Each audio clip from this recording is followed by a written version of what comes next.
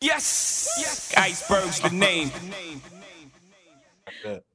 On KB for real, like, cause that's what you are. You always keep it real. So how you doing today? I'm doing good. I'm doing good. I can't complain. Good, good, good. You in this hoodie on? I mean, we're in black today, so Yeah, black parade. It's all about us being black, blackly black. However they say it. it's Black History Month. I keep the black on. This your like your favorite color? Black, yeah. Well, no, that's not my favorite color. It's my favorite color to wear. I'd say that. Mhm. But like my favorite color blue. But like black, my favorite color to wear though. Okay, so you will wear black more than you wear blue. Yeah, yeah. Okay, my That's it. favorite color is red, so I'm always in black or red. Oh, Majority for of the, but my shoes are gonna be red. real? Mm-hmm.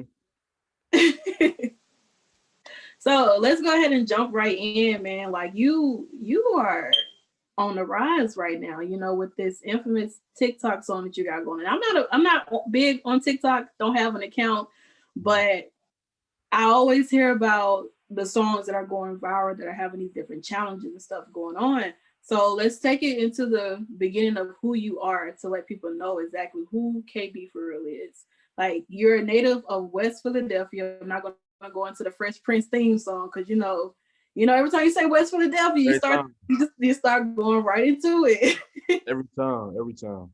I know. So, how did growing up in your city play a huge role into who you are today? I played a huge role for real because like it really like made me who I am. Like growing up, like meeting different people and all that. Still my day one people that I've been rocking with. And at the same time, I was kind of like moving around too. 'Cause my mom job, um, like she had like a traveling job type shit. So she would get transferred sometimes. So I was moving around, like seeing different stuff for real. I really got a taste of everything, like a taste of the West Coast and a taste of the East Coast. So um, it was a good experience for real. Okay. So, which side you like the best? Like the East Coast or the West Coast? I'm gonna say for the vibes, like for the vibes and like seeing like when I moved to the West Coast, I'm seeing like palm trees for the first time in my life. So I'm like, yo, like all right, it's lit. Like for the vibes, I'm gonna say West Coast, but like in my heart though, I'm always be East Coast always. I'm always had that in me. So I'm gonna definitely say East Coast for like, Yeah. just overall. You never know. Forget that. Yeah. So, talking about earlier about the acronym of your name, KB stands for your name, Kelby, and then FR stands for real, which is something that you always do. But was there ever a time you had to not be real in a situation? Like, was there ever a time you had to like lie your way out of a situation before? No. I keep it real all the time. I ain't gonna lie to you. I be keeping it real because like I don't know, like I feel like the fake shit, like that's not how the world moves. Like that's how we set back. So I be keeping it real with everything, everybody. You ain't out here hurting feelings, are you? I ain't heard I'm I ain't hurting feelings, but like I'm keeping it real in a cool way. Okay, all right. We'll let you slide on that. We'll let you slide. I Yeah. know I had to lie my way out of a situation before because I just, you know, only way you lie is like lie to moms or dads or something like that. Yeah. Can't be too real with them. You might get a belt, Mhm. or we don't want that to happen. Yeah, at all. I get it. So some of your influences growing up was like Rick Ross and like Biggie and of course Meek Mill. Mhm. So how would you say, these like what about them like inspired you? Um, the main thing with them inspired me, like Meek, of course, because like you feel me, like coming up, like that's my time. I'm listening to Meek. Uh, and you feel me, he's really connected with the streets, so like he really tapped in with everybody.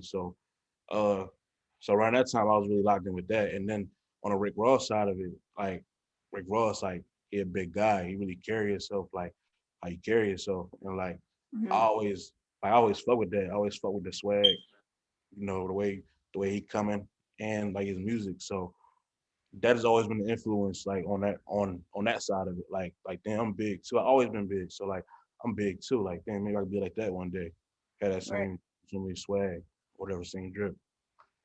Okay. And then what about Biggie? Because I mean, Notorious B.I.G. He's like everything. He kind of like set the bar Yeah. with his style and lyrics. Like, Big like Biggie, that's my like biggest influence for real. That's like up there for real. Cause it's like he really he really like opened a door for like really like being a big nigga, but having that same swag just like everybody else. And everybody loved him from what it seemed like from what I heard. So and everybody loved me. So I be keeping that same energy for real. all right, so you saw his movie Notorious. Like, Yeah. how did you feel? Did you like it? Uh Did you see it in theaters? Like, what was your thoughts on that movie? uh that movie was I like that movie.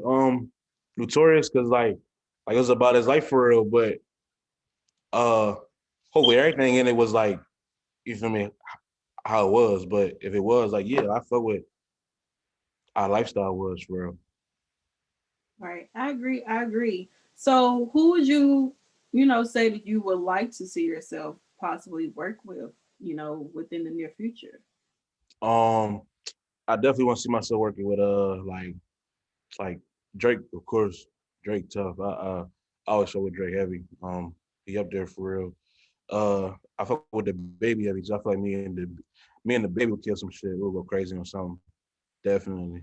Um, uh, that's really my like main ones right now. That's on my you feel me mind. Like on the music side of it. Like damn, like this that shit would be hard.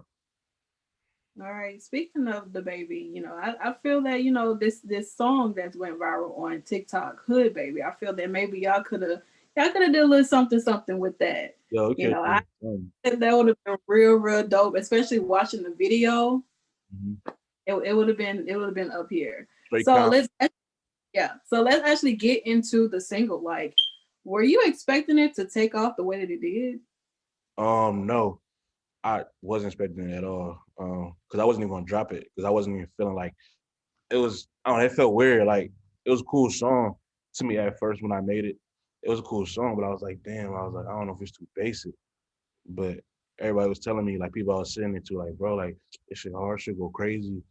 People gonna rock with it. I'm like, all right, bet.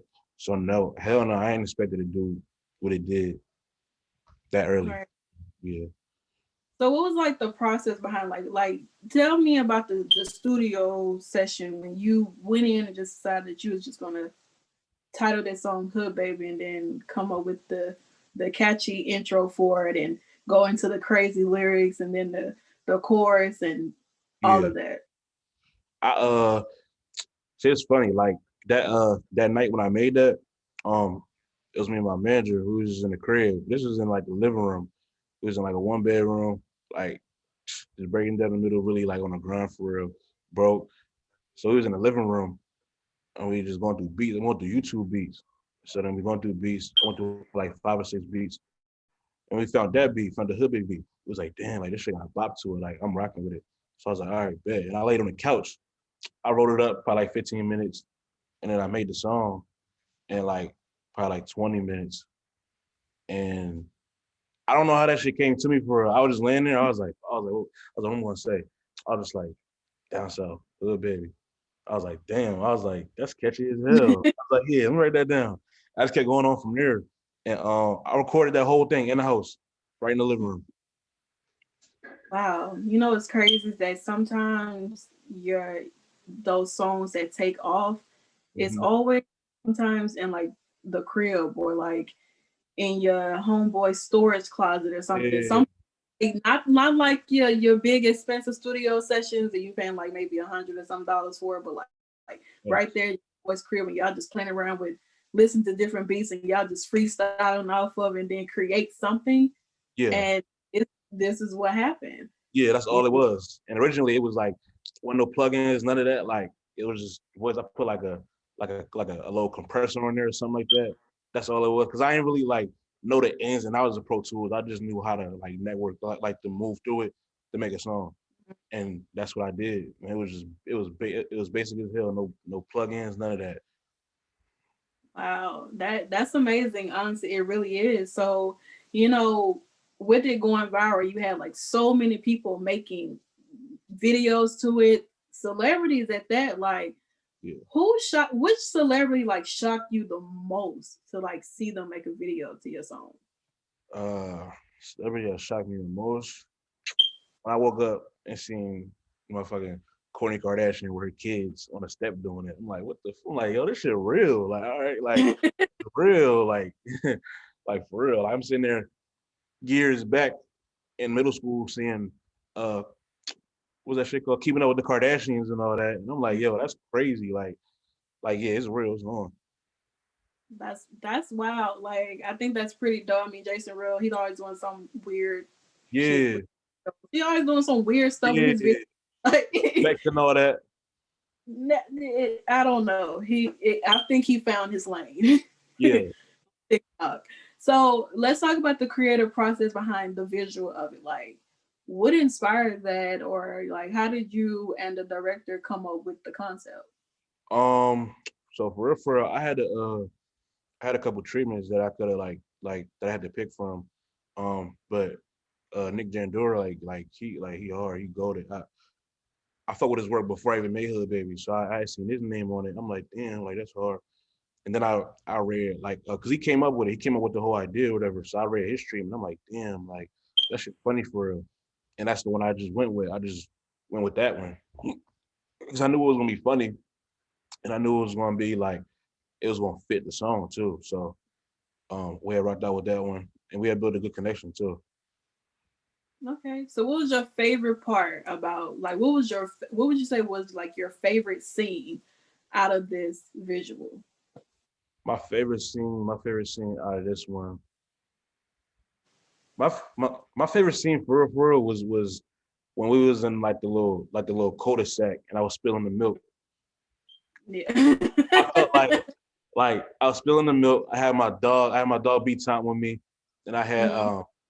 like the milk truck in the back. She was on the milk truck, and the kids riding in circles on a bike. So like that was just a whole vibe. Like it really reminded me of like at the same like yeah, it's a funny video, but at the same time it reminded me of like some like back home like I'm on the street where they're rocking out like yeah. Right. So it gave me like both sides for real. I really felt that vibe. It was a pretty dope creative video. It had so many.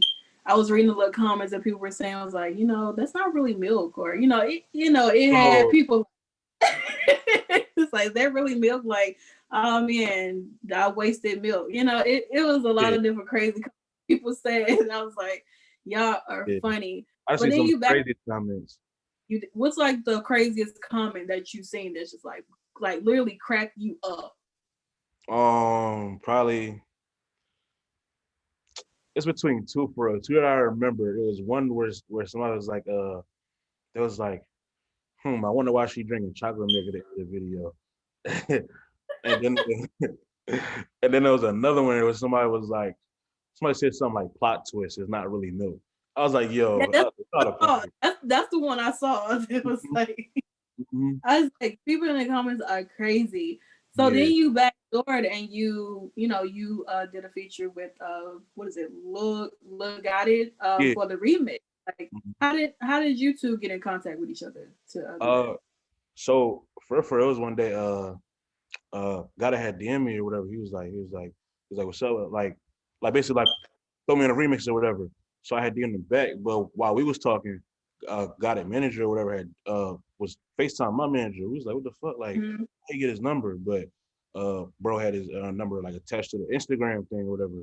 So they on Mhm. the phone and yeah, like they said like that hood baby, that shit hard. He was like, but it ain't right. He was like, what you mean? He was like, that he was like he was like, but it ain't right. So what you mean? He said, cause got it not on it. I was like, shit. I was like, what's up? Cause at the same time, like that shit would be smart. Like got it, like hood baby, real hood babies. Like that shit Right. tough. So we had followed through with that. We've been rocking out ever since. That's dope. Like Mm-hmm. I like played you like that. I thought he was being disrespectful Oh no, on the no, no, no, song. yeah, Yeah, yeah, because before he went into, because I ain't on it, but it was like, it ain't right. I'm like, what you mean? yeah, yeah. What I, That's what I was what, saying too. I'm like, what what you mean? Mm-hmm. But I think that's dope. You know, you got him on the song, and maybe we could hear some future collaborations from you two again. Who knows? Yeah, you never know. Shit. To be honest. So now you got your recent single that you dropped like 2 weeks ago, called "We Go" with Connor Matthews. So how did you two, you know, collaborate with each other? Like, what was that like? How did you guys meet, and what was it like working with him?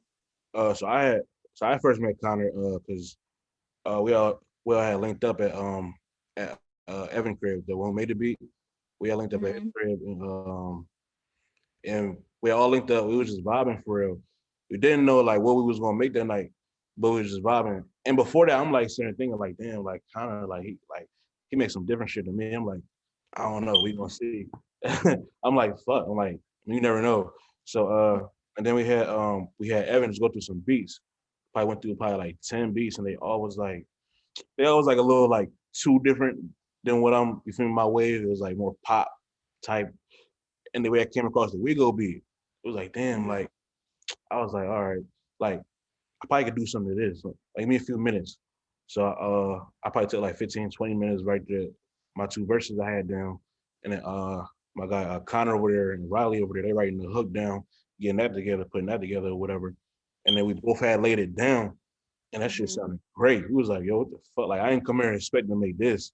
Like, like I already knew like it was a bop before anything. So yeah, like that's how that happened. Like and Connor, that's my guy, that's my dog. Awesome. So do you think this song might take off on TikTok, or has it kind of sort of taken off? Um I feel like it might take over TikTok. I don't know. Shit. It might for real. But I know like like this song gonna be another one. Cause like it's a bang. Like everybody love it for real. It's really just a matter of time. I say that. Timing is everything. I understand. I understand. So could we expect maybe a video from you guys? Yeah. Yeah, video Have y'all huh? have y'all started working on like the blueprint, like the kind of like concept of it, like figuring out what you guys gonna do with this one? Oh, we've been talking a little bit or whatever. We've been coming up with some hot shit, some fire shit. Okay, cool. Well, I don't want you to spill it for us. We're gonna wait and see. We gotta see Yeah, if it's gonna good, baby, because right yeah. now it's up. Yeah, okay. So we're in like with all of your success, and I know that prior to you, doing music, you were playing football. So what made you trade in from going off from the field into the booth? Um, shit for real. Cause while I was playing football, I was at this JUCO in Orange County in Cali. I was at like Fulton College. I was out there. I had met my dog. That's my guy to this day. His name Chop. He was rapping or whatever. Mhm. So we was all staying like these little apartments, and he already had the little setup. He had a microphone, and I forgot what he was recording in, like GarageBand or some shit like that. He had all that. But he used to make songs up there, like in that apartment. So I'm there one day. I'm like, fuck it. I'm like, bro, let me hop on some shit. Like I used to rap at the lunch table and all that. So let me hop on something. Hopped on something for the first time. That song was called like No Filter. I hopped on something with him. It might still be out, I think so. But that shit was fire. And everybody telling me like, bro, like you got a voice for this shit. You got a voice for it. So it's probably like 6 months where I was between football and that.